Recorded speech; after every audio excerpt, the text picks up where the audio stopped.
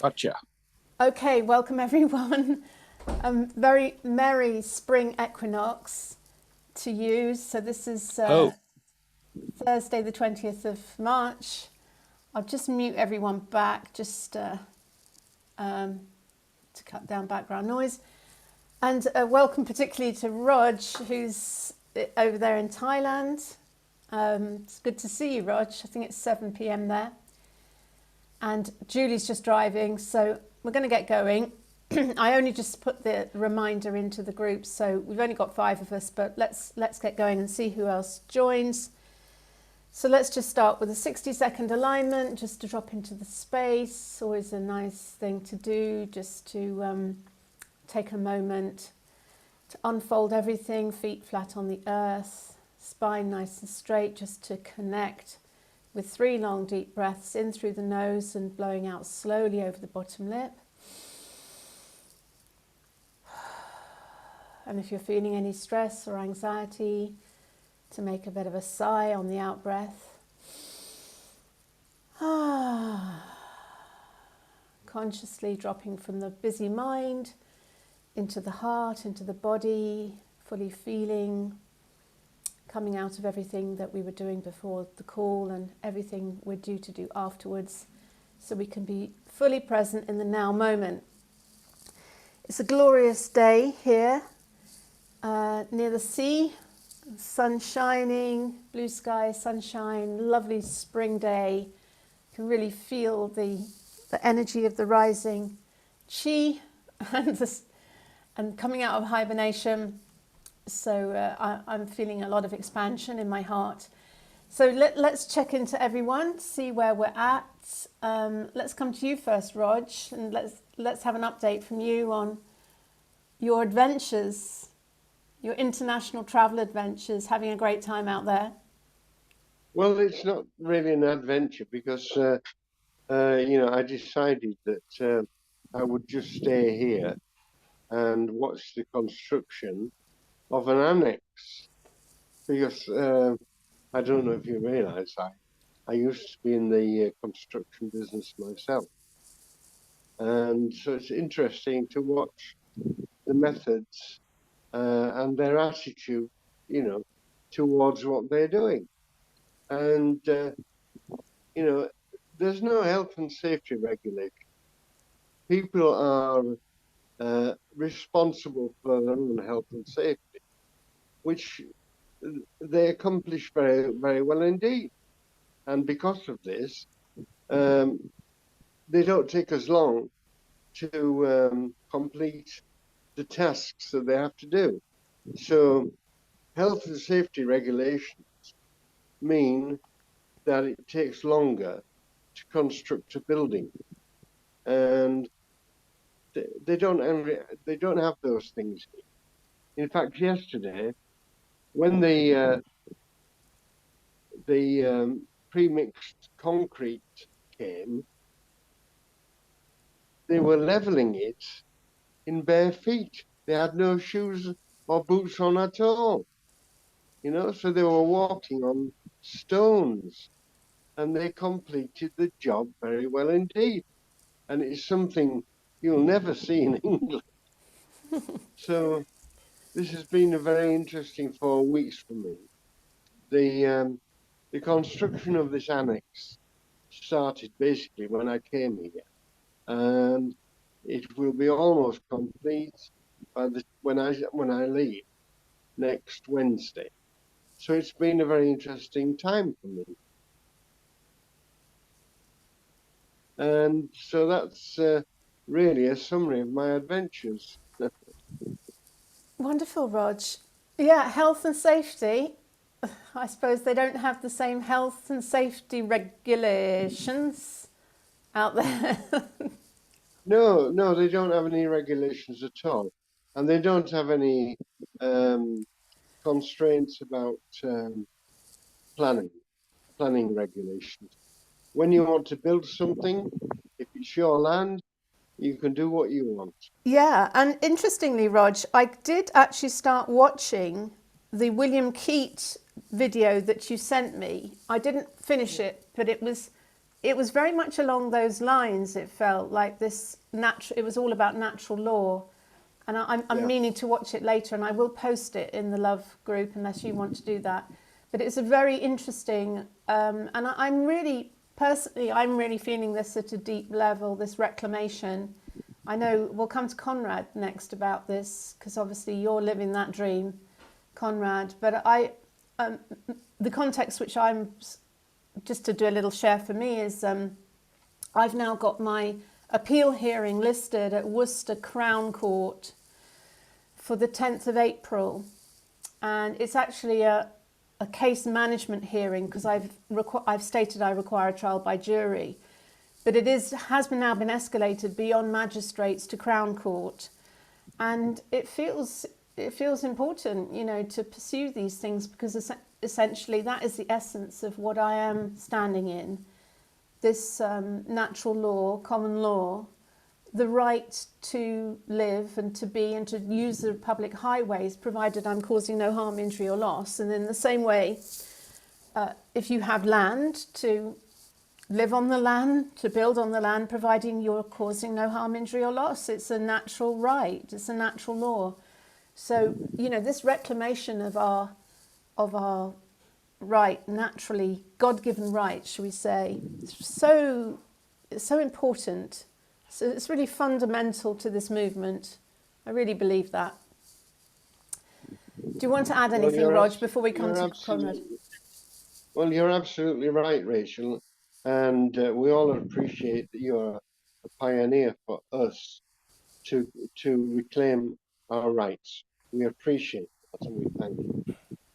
Thanks, Rog.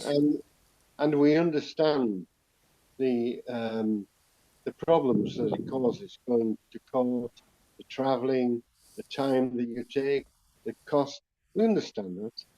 Yeah. And we thank you for bearing these costs.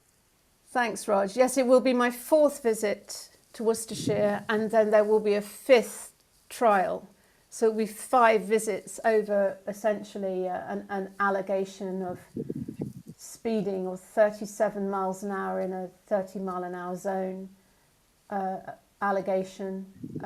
But it's anyway. But I feel it is important to stand and not to just. A lot of people have said just pay it and have a quiet life, just, you know. And I'm kind of I've done that for the first 56 years of my life until 2020 when everything changed, and now I'm like arguing. I'm standing against everything now, questioning everything. I'm not going to just go along obediently complying. I'm done with that. Anyhow, let's come to Conrad. And then I don't know if Daniel wants to speak, and hopefully Julie will be back home and able to talk. She's driving. Hey, Conrad, how are you doing? I'm doing very well. Thank you for asking, and hello, everybody. Interestingly enough, I also watched Will's video this very morning and was incredibly impressed by it. A beautiful piece of work. The thing that came to my mind was, though, that he does make it seem incredibly complicated and difficult. And he keeps saying, we're just scratching the surface. And I wonder if that's a little bit too much for simple people like myself. I feel we need to bring it down to a much simpler way of putting things over. We have the golden rule. He even expressed it, do no harm. And he also used my rights end where another's begins. These were the 2 golden rules he spoke of. But then it goes into, as I say, seemingly so much complication. And this thing that he loves, this expression, we're just scratching the surface. And I'm beginning to wonder if some folk, like Will, they've got so good at using their minds to sort out things that maybe they've gone a little bit too much into the mind.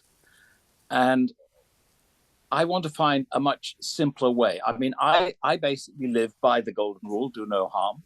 That's it. That to me is the essence of natural law. And I've started doing this little exercise myself, is that anything that I'm going to do, I ask, is it going to do any harm? I try to do it even when making a comment to a friend. Is it going to do any harm? So that's my simplification of it. And as I say, for me, it's about simplification. On top of that, to use common sense. Common sense is within us. Common sense connected to the heart that knows right from wrong will actually do common law. So that's it. I don't think we have to have too much complication in this situation. Anyway, these are my thoughts from this morning. And after watching Will's excellent video, I mean, I speak to him sometimes. We have chats on the phone. I think he's a wonderful man. He's done incredible work. And it's good stuff, especially when it comes to, I think his videos on collectivism and individualism need to be looked at, because we have to become individuals who take responsibility for ourselves. This is the point. I'm going through something about responsibility, which is my own little story here, in so much as I have this swollen foot, which has come from a DVT, deep vein thrombosis. I went to see my herbalist yesterday. I give it baths of all sorts of different herbs, nettles. I call them Klingons, but I know they're clingers. And comfrey. I have a wonderful comfrey patch here in the woodland, and I bathe my foot in a mixture of all these things. And I've gone off the subject now, so I've forgotten actually what I was going to say. Never mind.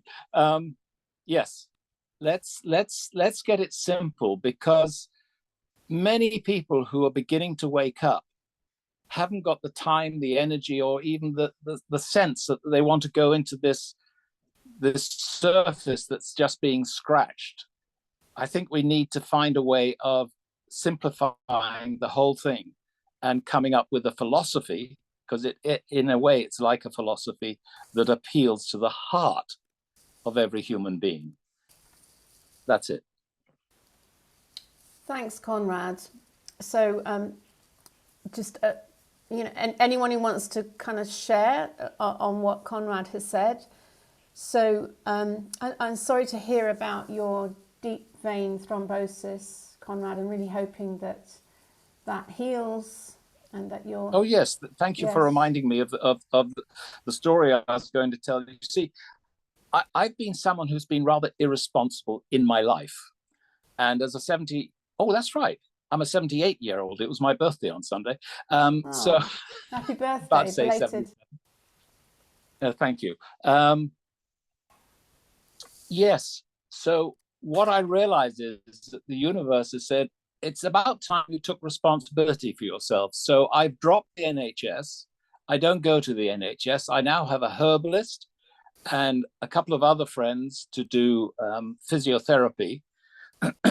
So I'm learning to take responsibility for my body, which I hope will increase my knowledge and beingness of responsibility as I become the individual who lives by natural law.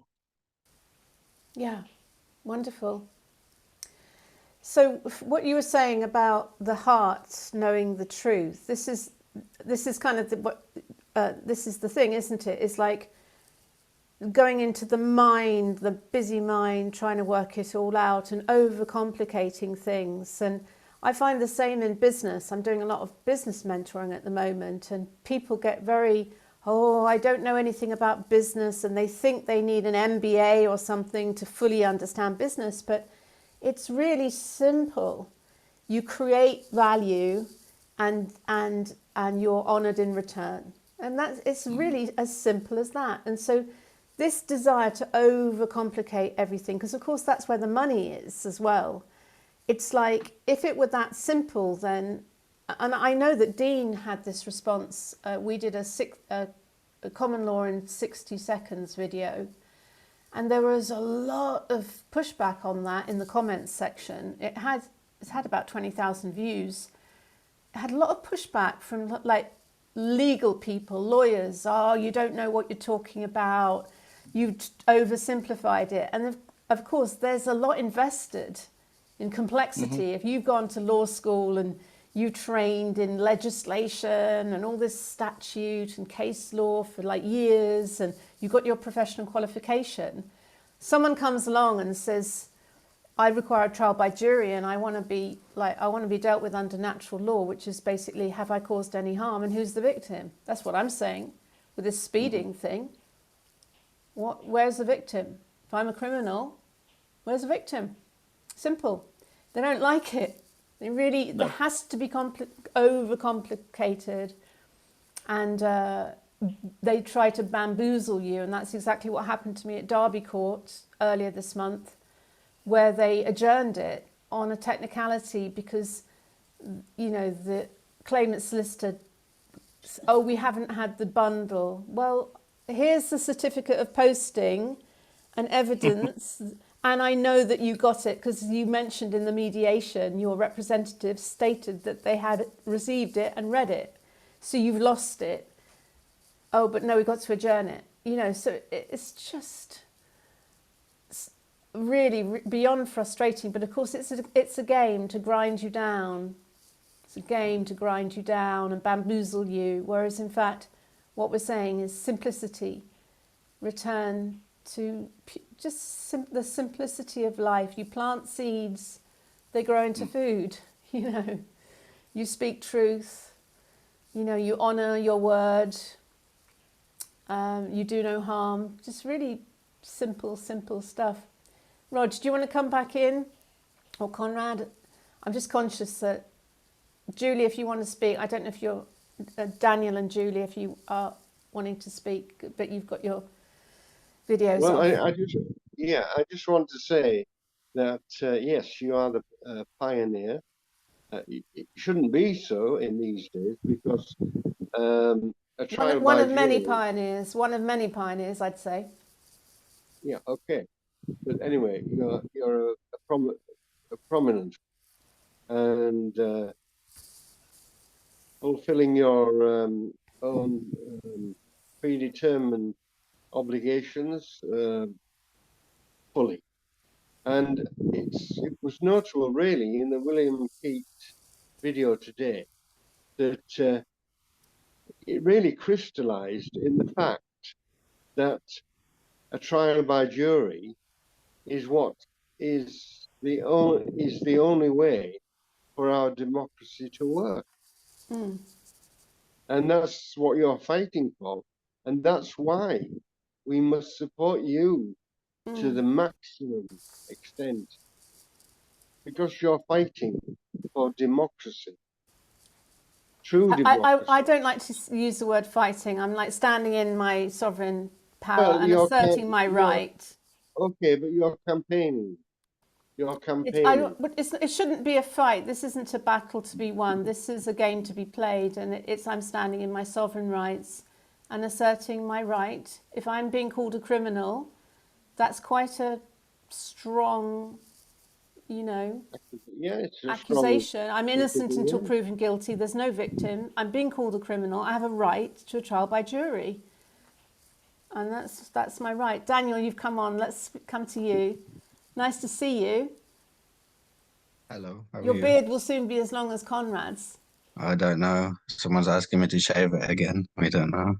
I can't grow it that long anyway. Well, it gets long, but it's thin like an Oriental style. It doesn't grow big like. Okay. Anyway, yeah, don't really have much to say. Just wanted to say hello. Yeah, what's happening in your world, Daniel? Oh, I signed up to your thing. What was it? The online beta tester thing. Oh, the ultimate business beta test. Looking forward to that questionnaire coming through, and I'm working on that today, actually. Yeah, I'm looking forward to checking out them videos. Because I've got, you know me, I've got various things struggling, but never really never really doing well on any of them lately. So yeah, I'm thinking I could apply some of those ideas to pretty much all the things I'm doing and see if anything comes out as a winner. Yeah.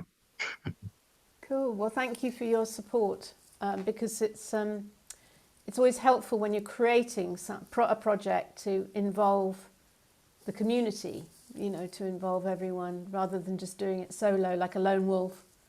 Yeah. Yeah. I thought it was a great idea. Thank you. It wasn't my idea. It came from a business mentor of mine. Okay. Who's like, you need to create a community around this. Yeah.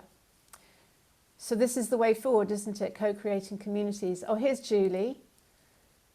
Hi, Julie. You're back home. Yeah.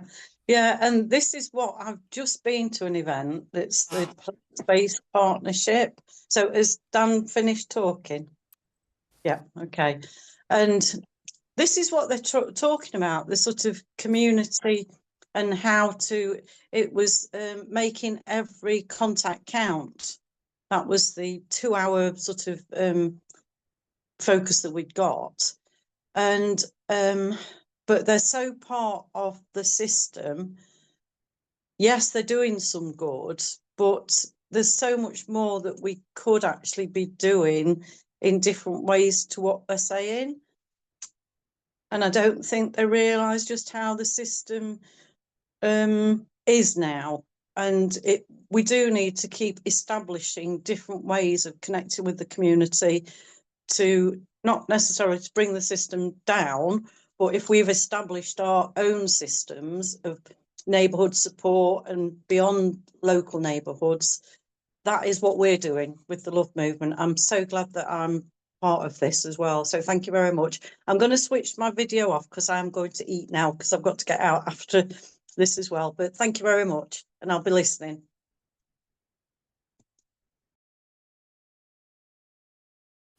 I muted myself. Thanks, Julie. So anything else you want to add, Rog, Conrad? It's interesting that Julie was talking beforehand about the NHS and the resistance within the NHS to natural healing.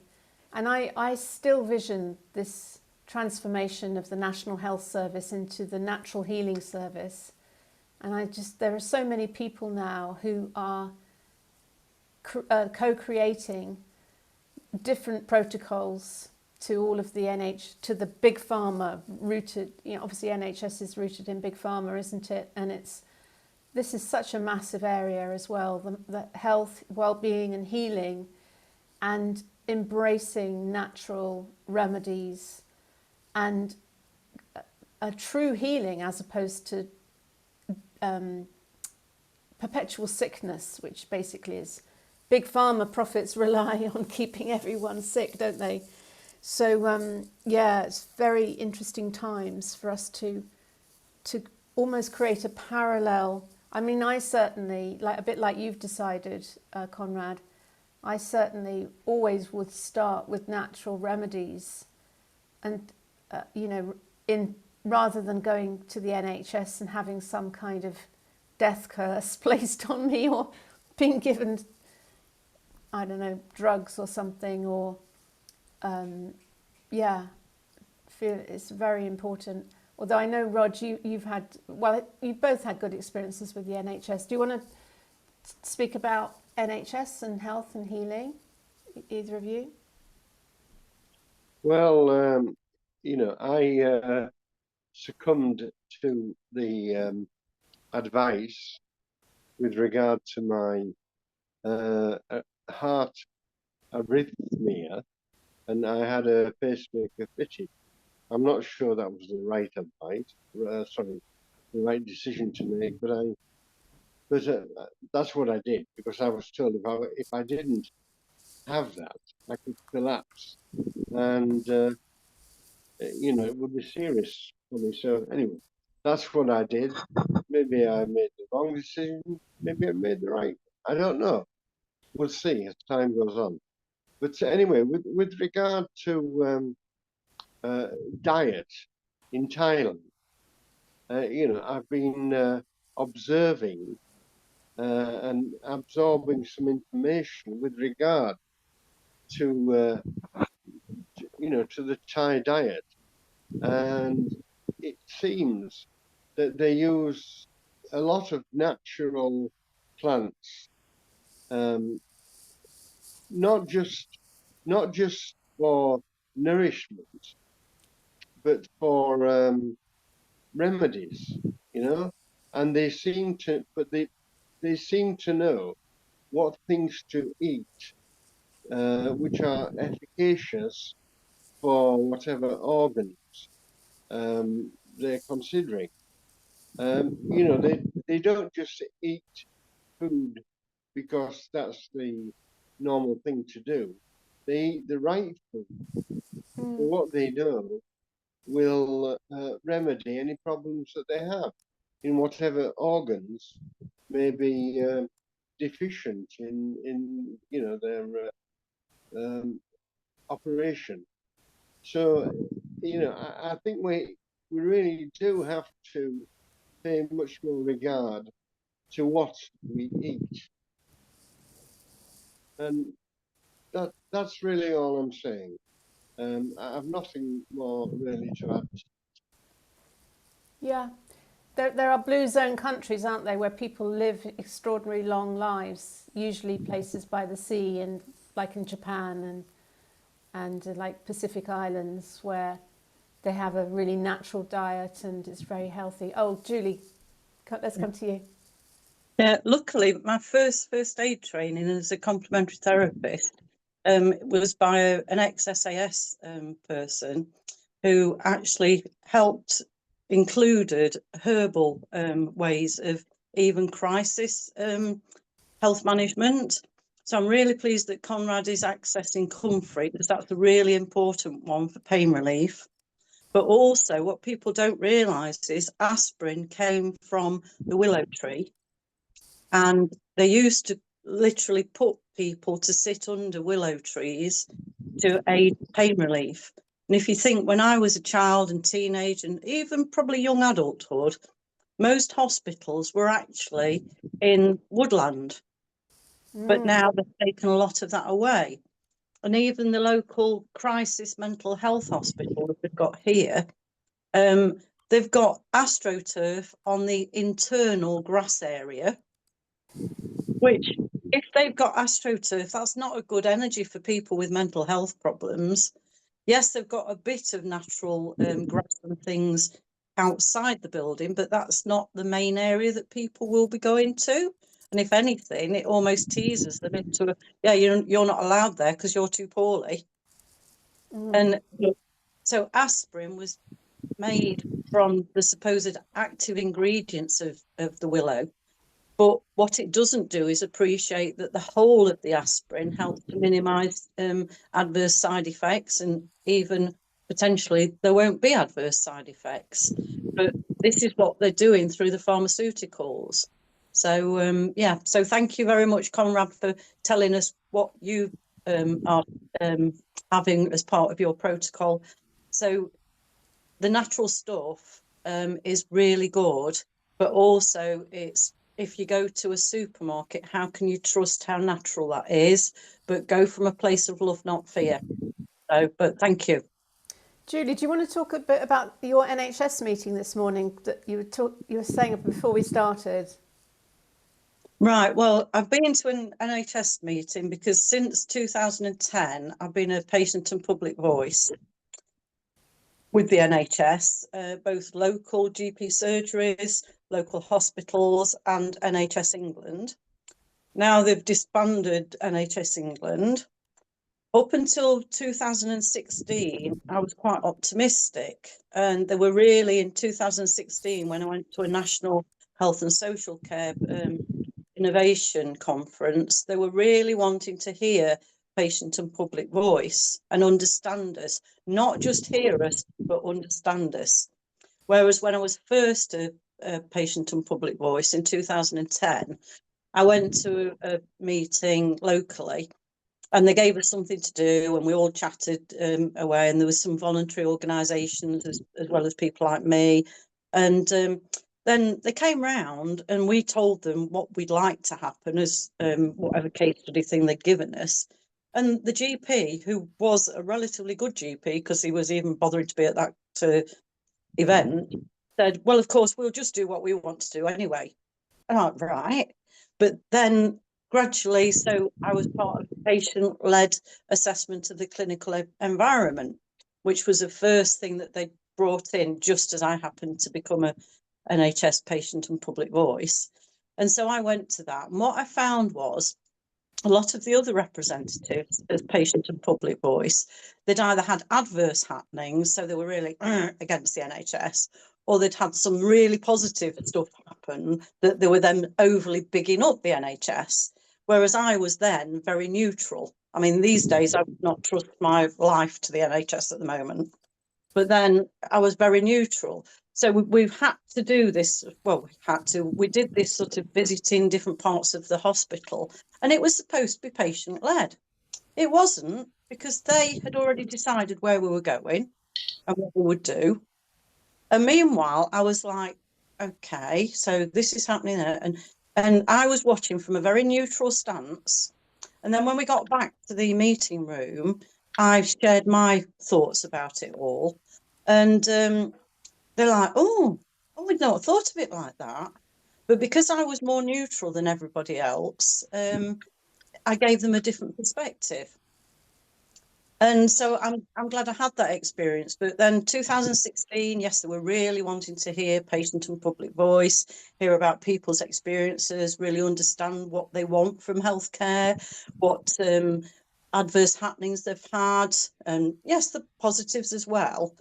2017, I got there and it was totally closed down. It was all technology. And Christie's Hospital in Manchester used to have every single patient would see a complementary therapist, and that's complementary with an E for completing healthcare, as well as the NHS allopathic medics. And they'd even had to, when they brought out health and safety regulations, they'd had to change it because the healers and the therapists were tending to have to work literally in cupboards. And then they, you're not allowed to work in a cupboard anymore. Right, well, we still need these people to be working with a patient, so please, let's have a proper room. So that was a positive that came out of it. They did get a proper room.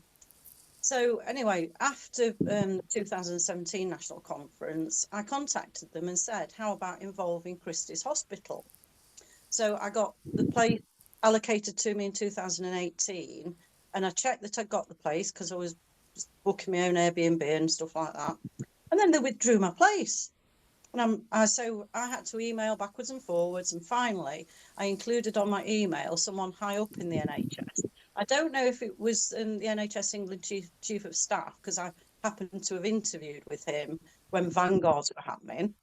But anyway, they gave me the place to attend the conference back. And they said, but as long as I didn't mention complementary therapies at all. So I went and I honoured that as best I could. And then just as I was about to leave, I went to the NICE, the National Institute of Clinical Excellence stand. And I talked to the guy that was on the stand, and he said something and called complementary therapies alternative. And I said, I prefer to call them complementary with an E, to complete healthcare. He said, yes, yeah, that's our policy. So I said, well, whatever you're talking like you are doing, you're not doing your policy, are you? And then I walked out and I didn't bother trying to go on 2019.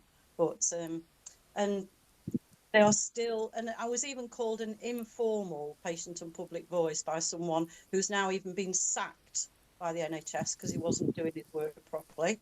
But he was still influencing to call me informal, even though I've interviewed with the Chief of Staff of NHS England. I have got their City and Guilds pilot training for patient and public voice. So isn't it interesting that now we haven't got NHS England? So, yeah, thank you. Hopefully that... Interesting, Julie. Yeah, interesting, the kind of resistance within NHS. And I think what's happened is that it has been taken over by management consultants, hasn't it? And of course, they're very much doing the protocols and the big pharma protocols, and taking the heart out, taking the heart and healing out of medicine in favour of big pharma, and it's just such a tragedy. Yeah, interesting. I was loving that, loving you, Rog, as we're talking about natural health and healing.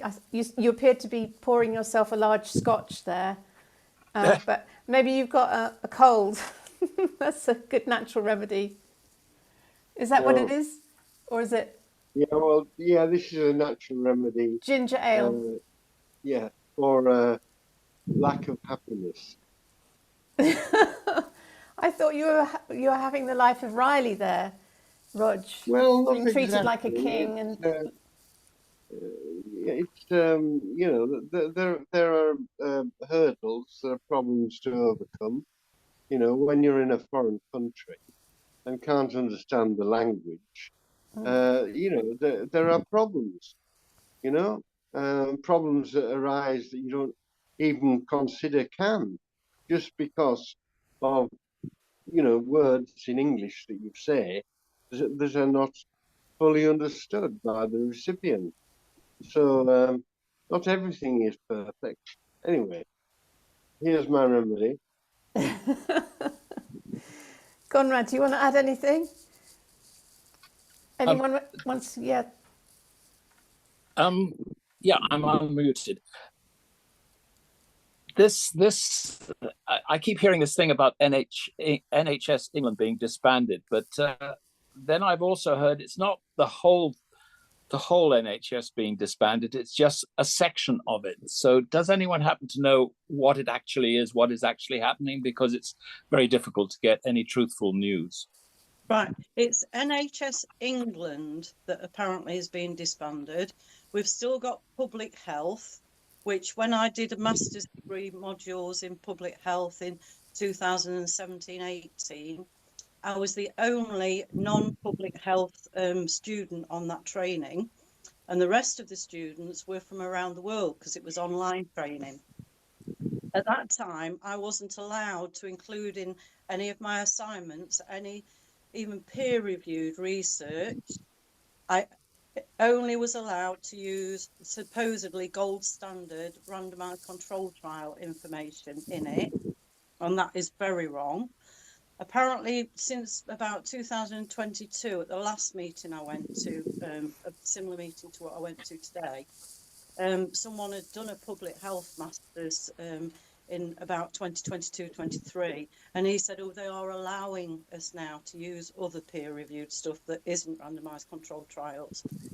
But to me, and the presentation we had today, most of it was by Public Health England people, and so it's going to be interesting to see if it evolves in a positive way when they're learning to talk to people. But to me, what they need to do is get more understanding and stop being so centralised in different parts of healthcare. So even from Mansfield, people are going to places like Leicester and miles away to just have basic, even cataract operations, which personally do not have cataract operations.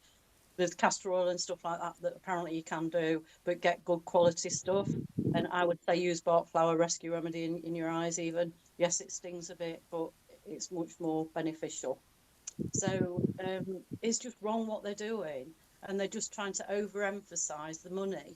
But if you think of the NHS is the largest employer in the whole of the United Kingdom now, and I think they've deliberately done that over the years, because then once we got the COVID stuff happening, they were able to have more people entrained into doing and jumping the hoops that they wanted them to jump.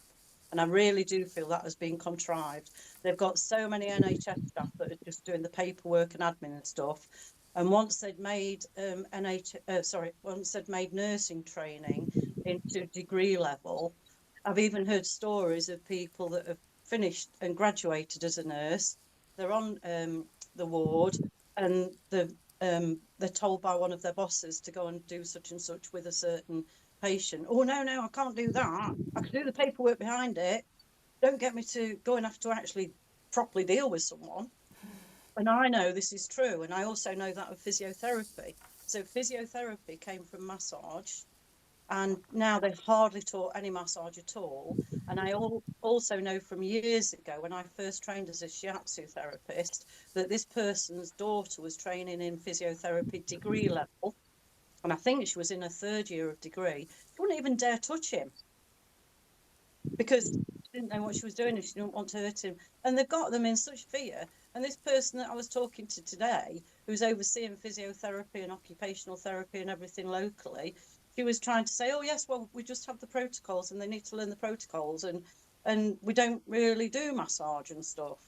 And I also know of someone who, he was seeing an NHS physio, this is quite a few years ago, and he then went and got some scans because he wasn't getting better, and he had to pay for the scans himself. He then took that information back to the physio, and she said, oh, that's usually a younger person than you. I wouldn't have expected that at your age. So just because he was more youthful, she was treating him just down to his age. And they shouldn't be doing that. They're not engaging properly with each person. So does that answer your question, Conrad? All right, thank you. Sorry, I've muted you back. Conrad, did you want to say anything? No. I didn't have anything else to say. I was just searching for the truth. Yeah. What else can I say? Yes, unfortunately, my brother was one of those managers for the NHS for best part of his life. So it's interesting actually interacting with him. He, of course, is jabbed and all the rest of it. So his choice. Yeah. Yeah, this was one of the things that I was very vocal about during the hustings for obviously the general election campaign, because it was a big issue, NHS and the waiting lists. And, you know, there was that big argy-bargy between Sunak and Starmer, where Sunak's saying, oh, the waiting lists are down to 7.2 million. And Starmer says, no, they've increased to 7.5 million. Oh, no, they haven't. Oh, yes, they have, like a Punch and Judy show. And I'm just saying, why are there so many sick people? Why is no one actually talking about the elephant in the room? That why have we got over 7 million sick people at any one time? I mean, what is going so badly wrong? I think we all know. It is big pharma. Not just the Britney Spears, but all of the medicines that have a knock-on effect. So there's side effect, and then you take another medicine for the side effect. And all the way through this, natural remedies are completely sidelined. And in fact, I know from the group that I'm working with, the mentoring group, a lot of them are in the holistic health field. Particularly with things like cancer, you're not allowed to. Apparently, there's a thing called the 1939 Cancer Act, which you're not allowed to talk about any natural remedies for cancer. You're not allowed to legally. Julie, do you want to come back in if I inspired you to contribute here? Yes, I mean, when I found out about the 1939 Cancer Act, which is quite a few years ago now, it's like, well, why is that happening? And when I first had a website, which had been about 2005, that's when I learned even more that you can't even say that, at that time, you couldn't even say you worked with people with cancer. Then a few years later, they decided, oh, you could say that you work with people with cancer, but even if you know that there's certain things that could help people with cancer to cure it, you weren't allowed to say it. And they've just deliberately brought this in. And I would say with anyone, connect with Dr. Joe Dispenza's work and people like that. And actually, cancer is just about, and when I say just about, I'm not trivialising it, It's about the cells of the body spinning the opposite way to what is healthy. And we can actually reverse that, but obviously it depends how long people have been debilitated. And if you're in fight and flight all the time, if you're in that adrenaline hype, your body isn't repairing itself properly anyway. And so it can get to a point of sort of, it's too exhausted, but also I wouldn't use that as a limiting belief. So please just keep on the positives and raise your vibration as best you can in lots of different ways that you can. Sound healing and stuff like that is amazing. Yeah. And really just access these natural things. So thank you. Daniel's put his hand up. Thanks, Julie. Hi, Daniel. Oh yeah, I just thought I'd like to comment on the cancer topic, because it's rare that I hear, it's not never, but it's rare I hear people say it as simple as how I see it. And that is that that when the body is overflowing with toxins due to unhealthy foods, radiation, things like that, and not detox quick enough with sleep, with clean food, water, fresh air, basically everything to detox. The organs overflow with these toxins, Yeah. and then the tumors are basically the body containing the overflow. So when you start attacking these tumors to break them down, you're actually undoing the help that your body's doing. Yes. because the tumor's just trying to contain the toxin overflow Yeah. for a time when you can detox, and then it naturally shrinks and goes away. So literally it's just detox is the cure to cancer, Yeah, as definitely. far as I see. Yeah, definitely. And there's lots of natural remedies like methylene blue, and there's lots of natural foods to eat as well. Berries, nuts. Yeah, I find green juicy fruits, juicing, organic juicy fruits. berries. Yeah. Yeah, Anything alkaline. they seem the best for encouraging the detox and getting Yeah. that flow going. But And if you can't anti-parasitical stuff is the other one, like cloves, natural things like cloves, wormwood, black walnut. yeah, for parasites, I'd go for garlic personally. Oh yeah, garlic. Yeah. But just purely Turmeric.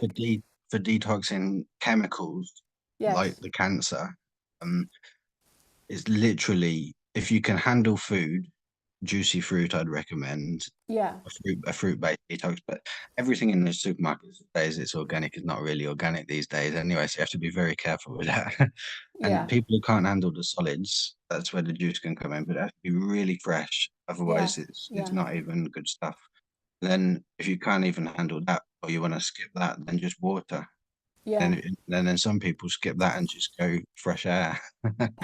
Well, But yeah, that's another basically important detox. thing, actually, water fasting, because if after, I think, is it 24 hours or 48 hours, autophagy sets in, which is your body clearing. It's a radical body clearing of all abnormal cells, autophagy, which is through water fasting. Massively powerful to water fast. That is an ancient remedy as well. Julie, did you want to add? And you might get some symptoms that our society tells you are bad symptoms, but like, loose stools, going to the toilet a lot and things like that. It isn't necessarily a bad thing, and it could just be you clearing your stuff out. And even rashes and stuff like that on the body can be the body's way of clearing stuff. And so it is really more about, right, what's right for me. So before I got into the complementary therapies, I was diagnosed as a very reactive and allergic person by the NHS immunologists and things. And they even said I was so reactive that they couldn't advise me. So I just got to listen to my own body. Now I look back, I'm so glad that they said, just listen to your own body. And that's what I've learned to do through the complementary therapies. And there are things like health kinesiology. We work directly with allergy tapping and tolerance tapping. So if you've got a tolerance problem, even just having literally a small crumb too much when we're taught to tidy our plates up can actually cause a significant reaction and can make you quite poorly. And so it's really, don't use yourself as a rubbish bin. Look after yourself by resting every day in the afternoon or evening, or if you're on shifts, then rest at other times. If you don't look after yourself, you can't look after anybody else. So you've got to prioritise looking after yourself as best you can. So, and rest is totally, ideally lying down, eyes closed, some relaxing music on if you like music. If you don't like music, then don't bother. But just focus on your breathing. If you've got music on, focus on the music. And if any thoughts come in, and when any thoughts come in, because they will, just acknowledge them briefly, then take yourself back to your breathing and the music. And if you do that every day for at least 10 minutes, if you drop off to sleep while you're doing it, it shows you need to do little and often, more often. Okay, thank you. Thanks, Julie. Conrad? Yes, I was just wondering, does anyone have any experiences with methylene blue, and would you mind speaking about them? It's just something I mentioned because it's something that I've seen on David Avocado Wolf, and it's also been mentioned by R.F. Kennedy. And I did want to touch on R.F. Kennedy because I do feel that his appointment as health secretary in America is going to have a massive knock-on effect in health. And he's also said they're going to legalize psychedelics because he does a lot of work with shamanic plant medicines and so on. So I do feel there's going to be a radical shift very quickly. Yeah. But do you have any experience yourself, or does Julie or Daniel or anyone have any experience with methylene no, blue? I haven't. All I know is that my pee turned blue. Oh, when was that? Oh, did you have it yourself? I tried some, yes, for about at least 9 months ago, if not longer ago. And okay. it didn't seem to do what I was hoping it would do, which was actually work on this leg of mine, except for blue pee. Oh, a bit like drinking beetroot juice and you suddenly think you're bleeding to death. Yes, yeah. Yeah, and I'm not surprised you have blue pee. I haven't actually personally had any experience of methylene blue, but I have heard of some people who have. And whatever you take, just take it with love. So even one of my children, when he was very young, he was drinking fresh orange, and he drank so much fresh orange, it ended up with his skin going orange. So I don't know if you know, but flamingos apparently are pink because of what they eat. So if they're not being able to eat the pink stuff, they don't appear as pink. But I was amazed. So I was thinking, fresh orange was healthy for him, but obviously he was overdoing it. So then I had to cut it down. And another interesting one on that was my daughter was absolutely consuming Coca-Cola. And I've never liked Coca-Cola. My son wasn't bothered about it, but she was overly consuming it, just getting through. And I suddenly realised how much she was drinking of it. She was only really young. Then I bought decaf Coca-Cola. She just literally had one drink of it and that was it. But also, the more I know of Coca-Cola now, I wouldn't have even have been given it her. But it was fun. Even the foods and things that she liked were completely different to what my son and myself would like. And so it's noticing what you're drawn to. And I know when I was doing my dissertation for my second degree, the complementary therapy degree, I suddenly realised I was eating chocolate biscuits like I never had done in the whole of 50 years of my life. And so I put the grapes in front of the chocolate biscuit barrel. Then I realised I was eating the grapes and the chocolate biscuits. Gave in my dissertation, and 2 weeks later I suddenly realised I'd not even had my one chocolate biscuit a day like I normally did. And it was then I reflected on, well, what in traditional Chinese medicine would that mean? Because that's the training I was doing as well. And it's like, sweet things, because grapes and chocolate biscuits are sweet, and that's the earth element. I was overthinking and under exercising while I was doing the dissertation. So once I'd done that, given it in, that really was a good lesson. So yeah, thank you. Yeah, those are in trauma healing. It's like when you're reaching for things to soothe, whether it's a glass of whiskey like Rog, sugar is a big one, you know, anything sweet just to soothe your nervous system. I just wanted to end by picking up on something you mentioned earlier, Julie, about sound healing. So a friend of mine was telling me about his dad who like smokes a lot and eats all the wrong things, and he's like fit and healthy in his 80s. But he also mentioned to me that he's like a devout Catholic and he goes to church every day and he plays the organ.